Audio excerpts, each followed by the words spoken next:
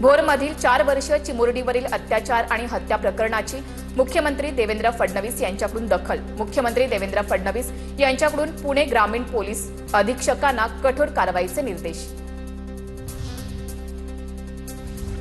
पीडितेच्या धायरीमधील घरी उपमुख्यमंत्री सुनेत्रा पवार यांनी भेट दिली। आरोपी विरोधात कठोरात कठोर शिक्षेसाठी प्रयत्न करू, सुनेत्रा पवारांचा शब्द। भोर अत्याचार आणि हत्या प्रकरणामधील आरोपीवर यापूर्वी देखील विनयभंगाचे गुन्हे दाखल। घटना घडल्यावर अवघ्या 3.5 तासात आरोपीला अटक। पुणे ग्रामीणचे पोलीस अधीक्षक संदीप गिल यांची माहिती।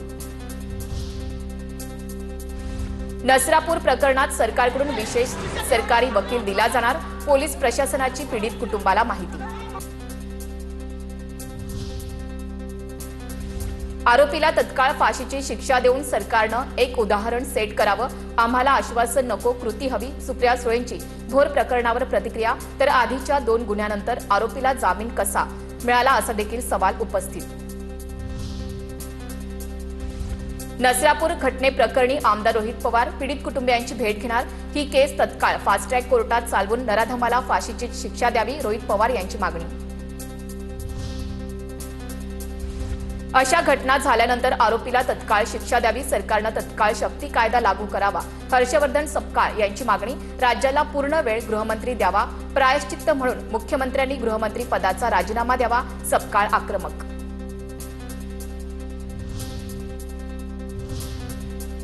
आता पाहूयात मोठ्या राजकीय बातम्या।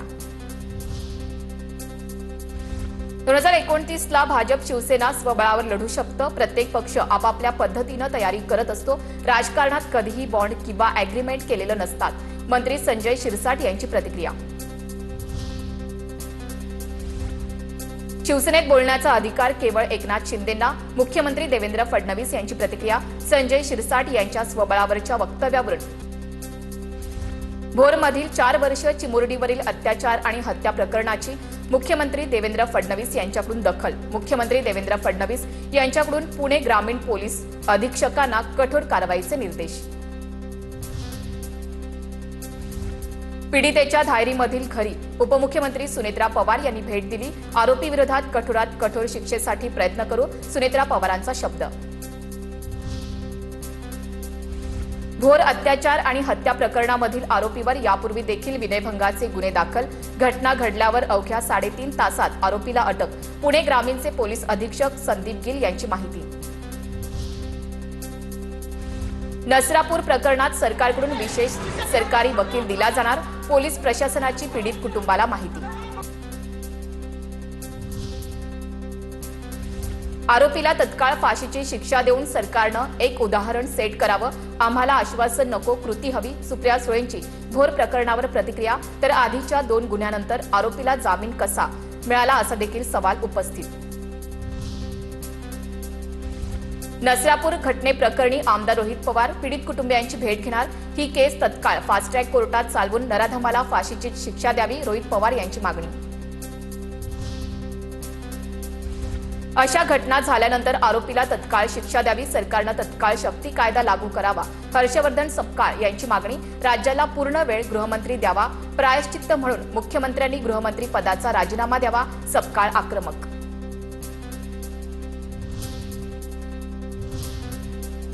आता पाहूयात मोठ्या राजकीय बातम्या।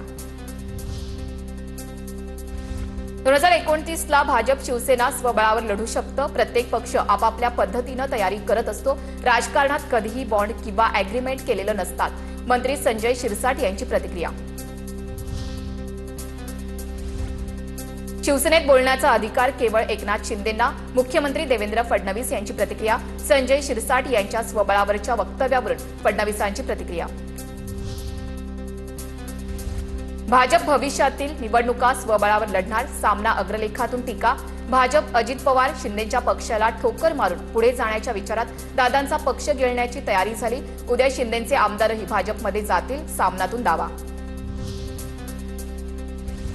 सुनेत्रा पवारांनी भाजपची साथ सोडली तर दोन्ही राष्ट्रवादी एकत्र येऊ शकतात, अन्यथा पवार विरुद्ध पवार लढत होऊ शकते, रोहित पवार यांचं सूचक विधान।